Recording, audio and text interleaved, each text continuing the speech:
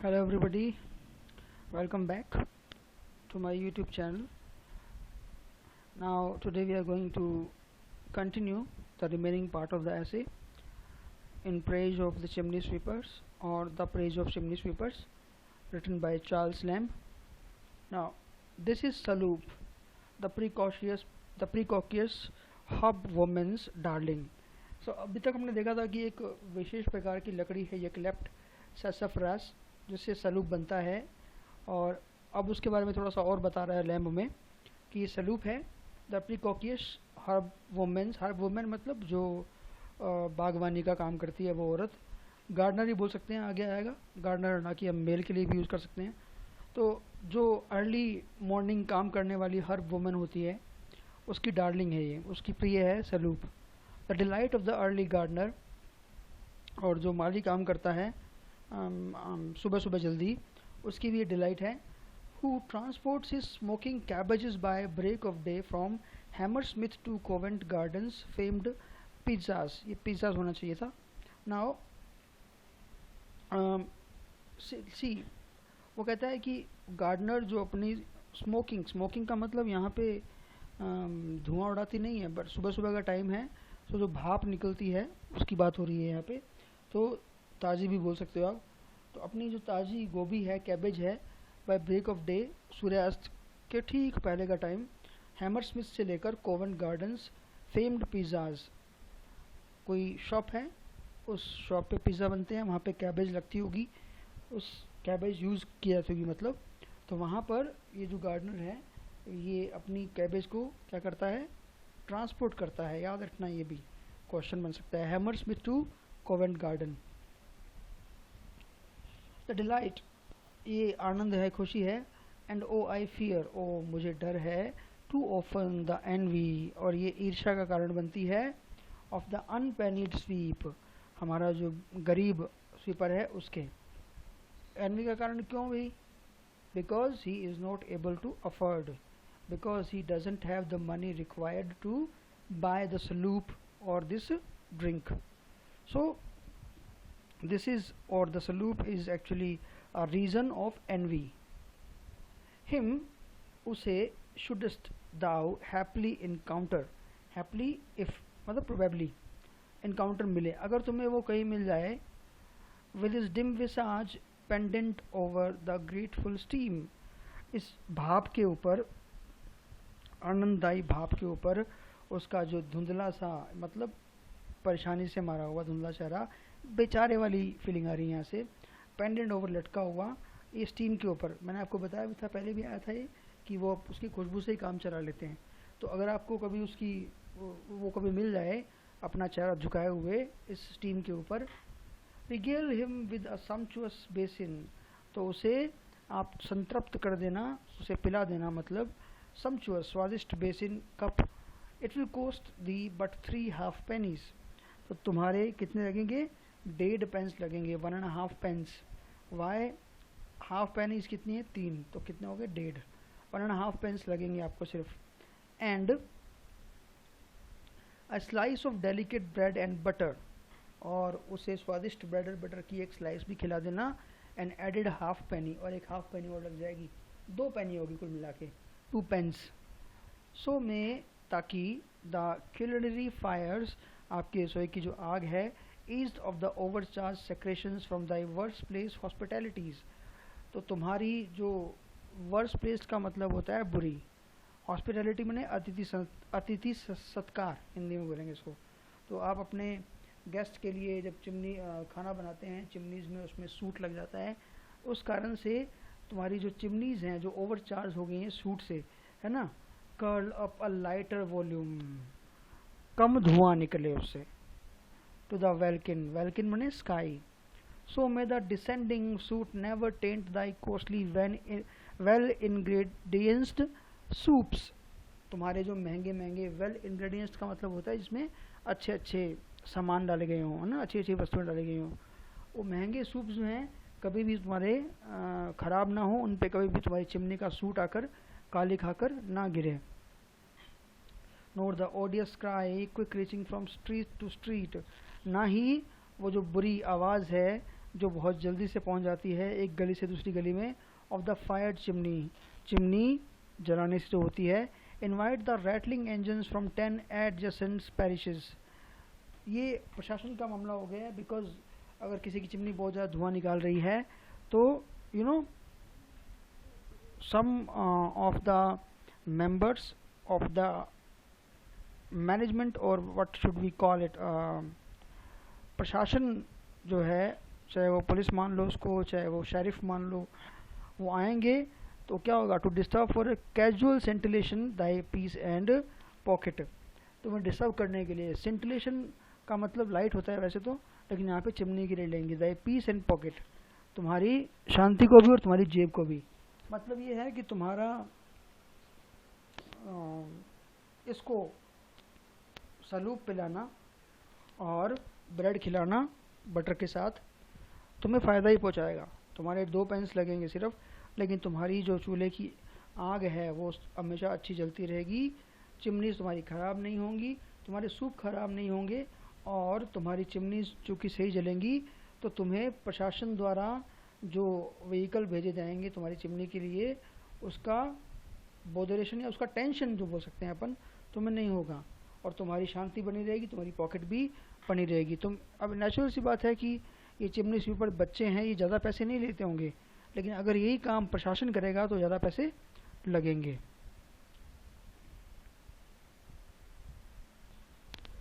I am by nature extremely susceptible of street अफ्रंट्स।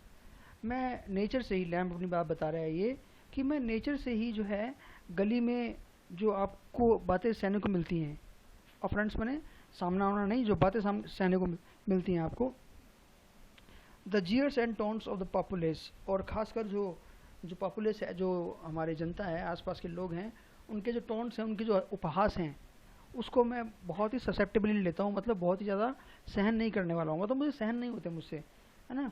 The low bread Triumph, और वो घटिया जीत का दे डिस्प्ले जो शो करते हैं, वो घटिया एक जीत की भावना शो करते हैं। ओवर द कैजुअल ट्रिप और स्प्लैश्ड स्टॉकिंग, कैजुअल ट्रिप गिर जाना अचानक से, और स्प्लैश्ड स्टॉकिंग या फिर मान लीजिए कोई कार वार गई आपके पास से और छींटे पड़े हुए आपके जो स्टॉकिंग है, पैंट वगैरह है, वो क्या हो गई, उस पर स्प्लैश पड़ गए, छपाक से आपके ऊपर कीचड़ के छींटे पड़ गए।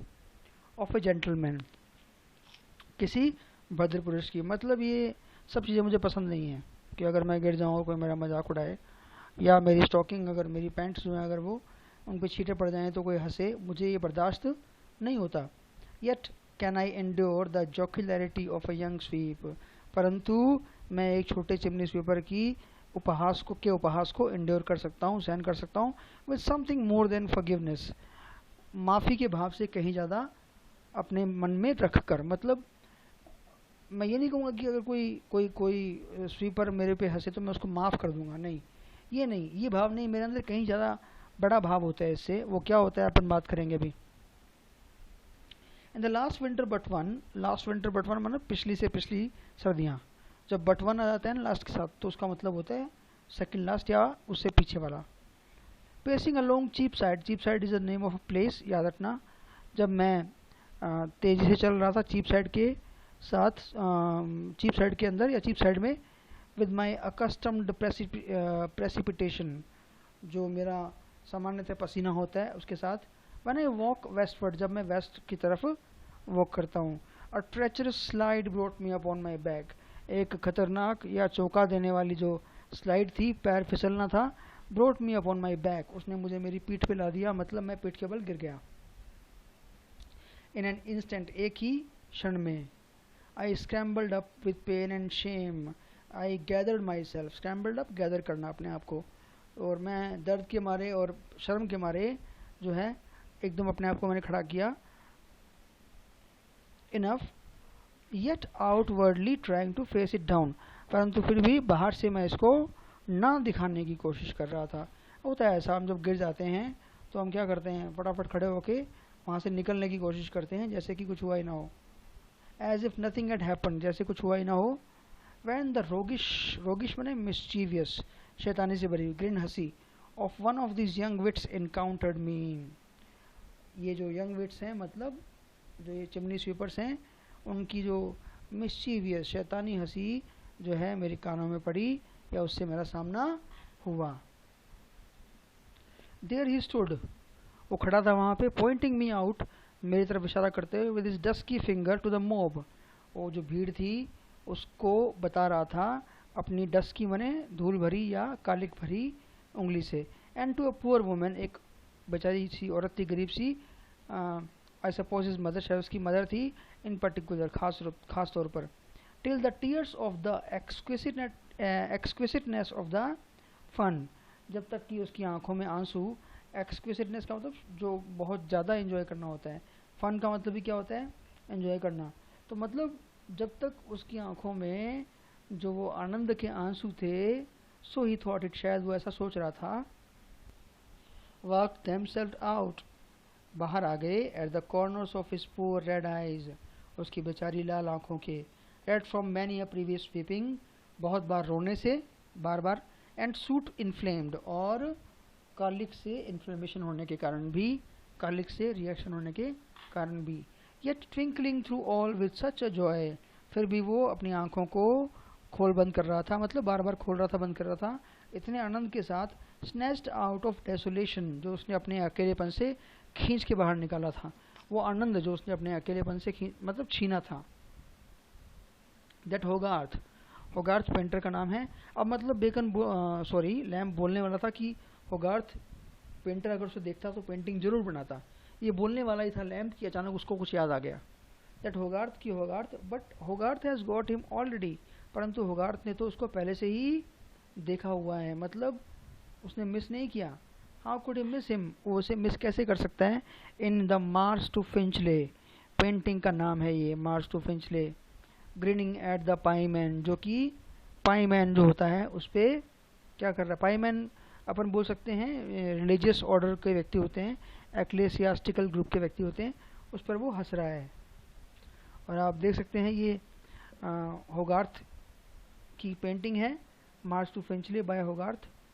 अब देखो बच्चों, पेंटिंग तो यही है। अब I can not tell you कि पाईमैन कौन है इसमें, और वो बच्चा जो है उपहास जो है कहाँ उड़ा रहा है, ये सब बातें आपको अगर मिल जाएं तो आप देख लेना, बट आई डिडंट पे इट मच अटेंशन। आप ध्यान से देख के इसको देख लेना, या लैम्प हो सकता है ऐसे ही बोल रहा हूँ, बट लगता नहीं लैम्प ऐसा बोल रहा होगा। चलिए आगे चलते हैं। देयर ही स्टूड, वो खड़ा था वहाँ पर, as he stands in the picture, जैसे वो पिक्चर में है, इरिमूवेबल, बिना हिले डुले, as if the jest was to last for ever, जैसे कि ये जो उपहास है हमेशा चलने वाला था। With such maximum of Glee, इतने ग्ली में आनंद के साथ, एंड मिनिमम ऑफ मिस्चीफ, और शैतानी उसके अंदर बहुत ही कम थी, ना के बराबर थी, इन इज मर्थ, उसके उपहास में भी, for the grin of a genuine sweep, क्योंकि एक सच्चे स्वीपर की जो ग्रिन होती है, मिस्चीवियस हंसी होती है, hath absolutely no malice in it, उसमें कोई भी घृणा का भाव नहीं होता। That I could have been content, कि मैं संतुष्ट होता, मैं खुश होता, if the honour of a gentleman might indoor it, कि अगर किसी जेंटलमैन का ऑनर जो है ऐसा सहन कर सके, कैसा कैसा वो बता रहा है आगे, to have remained his butt and his mockery till midnight, but मैंने स्पोर्ट्स मतलब उसके आनंद का कारण, और मोकरी उपहास का कारण, टिल मिडनाइट, तो मेरा बस चलता तो मैं मिडनाइट तक ऐसे ही उसके उपहास का और उसके स्पोर्ट्स का, उसके आनंद का कारण बने रहता, मतलब मैं ऐसे ही पड़ा रहता वहाँ पे, तो भी मेरा काम चल जाता, मतलब तो भी मुझे कोई प्रॉब्लम नहीं होती। इतना वो खुश था, इतना उसमें ग्ली का भाव था, शैतानी का भाव नहीं था, खुशी का भाव था। चलिए बाकी बातें करते हैं नेक्स्ट वीडियो में, जो आज ही डालूंगा मैं वापस से। Thank you so very much.